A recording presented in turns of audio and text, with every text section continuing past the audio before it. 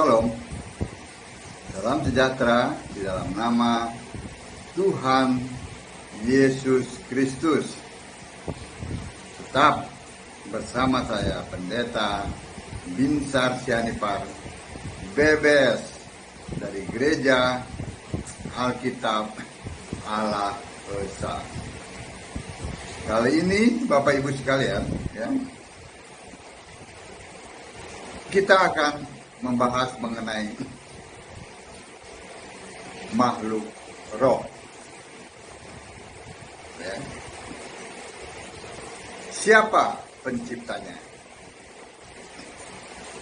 Alkitab jelas-jelas mengatakan, Yohanes 1 ayat 1, firman adalah Allah. Yohanes 1 ayat 3, saya bacakan ya.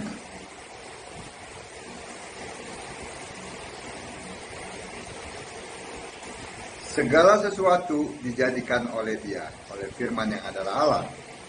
Dan tanpa Dia, tidak ada sesuatu pun yang telah jadi dari segala yang telah dijadikan. Dialah pencipta. Lalu kita cek, apa yang diciptakan? Kolose 1, ayat 16. Karena di dalam Dialah telah diciptakan segala sesuatu. Apa yang diciptakan? Yang ada di sorga dan yang ada di bumi, yang kelihatan dan yang tidak kelihatan, baik singgasana maupun kerajaan, baik pemerintah maupun penguasa. Segala sesuatu diciptakan oleh Dia dan untuk Dia. Roh bukan, yang mencipta adalah firman, bukannya Bapa. Jadi jangan fitnah ya. Jadi Yesus itulah yang adalah firman, itu yang mencipta. Kan Yohanes 1 ayat 14, firman itu menjadi manusia. Itu namanya Yesus. Dia yang mencipta pada saat Dia belum menjadi manusia. Oke. Tadi kita bicara mengenai roh, makhluk roh ya. Roh itu kan tidak kelihatan oleh mata fisik. Kalau roh dengan roh ya bisa melihat. Tapi kita yang hidup ini ya, ini fisik ya, tidak bisa melihat roh. Kecuali Tuhan sendiri yang mengizinkannya. Seperti dikuasai oleh roh gitu, ya. Itu baru boleh, baru bisa. Nah, kita ada 6 makhluk roh ya. 1, malaikat ya. Yang kedua, serafim. Yang ketiga, kerub. Yang keempat, iblis ya. Iblis itu Satan, si ular tua itu ya. Yang kelima, setan dan roh-roh jahat lainnya. Yang keenam, manusia.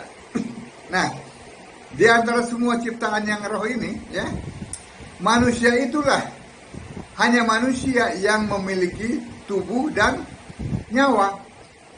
Hanya manusia. Yang lainnya roh semuanya. Mengerti kan? Sekarang kita lihat. Tadi yang pertama adalah malaikat. Ya. Malaikat adalah makhluk roh. Ya. Jadi Allah dari roh itu, yang mencipta itu adalah Yesus Kristus. Ya, seperti tadi ayatnya itu yang sudah saya sampaikan. Ya. Jumlahnya berapa malaikat? Itu ada berlaksa-laksa. Ya. Beribu-ribu laksa. Ya, satu laksa kan ada 10.000, 100.000. Silakan dicek di Wahyu 5 ayat 11. Jadi jumlah malaikat itu 100 miliar. Jelas kan? Berarti ada 100 miliar roh. Ya. Itu adalah roh malaikat. Ya. Jadi termasuk roh yang kudus. Perhatikan R-nya huruf kecil ya. K-nya huruf kecil, roh yang baik. Itu ya jumlahnya ya. Lalu yang kedua, tadi disebut apa? Serafim. Serafim adalah makhluk roh bersayap 6. Jumlah serafim ada 4 makhluk. Ya. Berarti serafim itu hanya 4. Rohnya hanya 4. Ya. Jumlahnya 4. Silakan baca di Wahyu 4 ayat 6, 7 dan 8. Ya. Semua roh-roh serafim itu menyembah Allah, yaitu Yesus Kristus. Kalau serafim ini termasuk roh yang kudus, ya, roh yang baik. Yang ketiga, kerub. Yesaya 10 ayat 1 sampai 15. Kerub adalah makhluk sorga yang bersayap 4. Jumlah kerub adalah berlaksa-laksa, ya, maksimum 10 laksa ya. Wahyu 5 ayat 11. Berarti jumlah kerub ada 1 juta kerub, ya. Jelas ya. Allah dari kerub ini adalah Yesus Kristus, karena dialah sang pencipta, ya.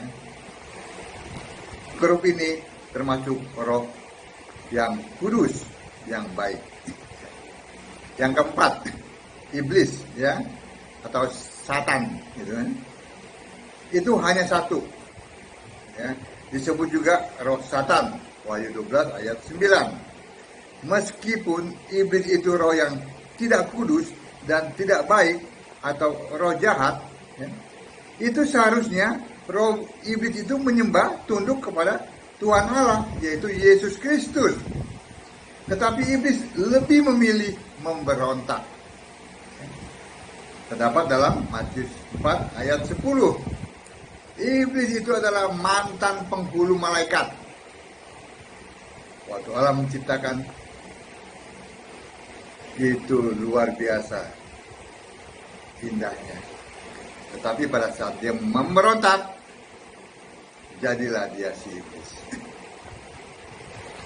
Ya, lalu dihempaskan ke bumi. Nah, sekarang yang kelima, setan maksud setan itu, dan roh-roh jahat lainnya, jumlah mereka adalah 1/3 malaikat, yaitu kurang lebih 33,3 miliar. Terdapat dalam Wahyu 12 ayat 4.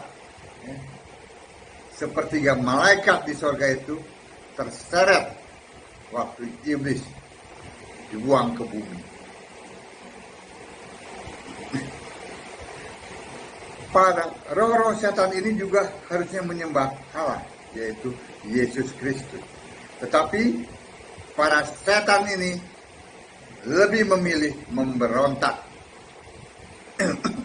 Sehingga yang tadinya malaikat menjadi setan-setan. Ya. Jadi setan ini termasuk tidak termasuk roh yang kudus, ya, atau roh yang baik, melainkan ini adalah roh yang jahat. Ya. Nah, itu yang kelima. Yang keenam, seperti yang tadi saya sampaikan, manusia itu adalah makhluk roh. Keunikannya memiliki tubuh dan jiwa. Ya. Jumlah roh manusia itu tidak terbatas. Sangat banyak sekali. Maksudnya tidak terbatas, itu tidak terhitung. Jumlahnya banyak sekali. Silakan baca di Wahyu 19 ayat 6. Dengan demikian, maka yang menciptakan itu adalah Yesus, ya. Yesuslah Allah dari semua manusia. Ya. Tapi perhatikan juga, sebagian besar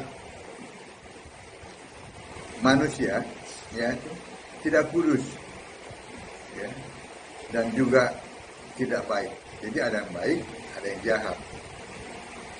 Amin. Semua ciptaan Allah yang adalah Yesus Kristus itu begitu sempurna, baik. Tetapi karena mempunyai kehendak bebas, maka kita lihat bahwa mereka berubah menjadi setan. Jadi Yesus tidak pernah mencipta setan. Mereka sendiri yang mau berubah menjadi setan. Amin. Itu yang harus dipahami, ya. Lalu kita lihat penerapan di ayat Alkitab. Bilangan 16 ayat 22 dan Bilangan 27 ayat 16. Allah, yaitu Yesus Kristus, adalah Allah dari segala makhluk. Maksudnya baik roh makhluk yang baik dan yang kudus, maupun roh makhluk yang jahat, maupun roh-roh yang itu tunduk. Semua roh itu maksudnya, yang baik maupun yang jahat, tunduk kepada Yesus Kristus. Yang pertama. Yang kedua, Allah daripada roh-roh 6 jenis makhluk yang sudah saya sebutkan tadi adalah Allah, yaitu Yesus Kristus. Ya, atau dapat pula disebut mereka semua adalah roh-roh yang tunduk kepadamu, ya Yesus Allah. Sehingga Mazmur 51 ayat 11, Mazmur 104 ayat 30, Mazmur 139 ayat 7 menulis, rohmu yang kudus. Nah, perhatikan, ya. Ini bukan roh Allah. R-nya huruf kecil. Itu berarti roh-roh yang baik, ya. Roh-roh malaikat yang baik, gitu, ya.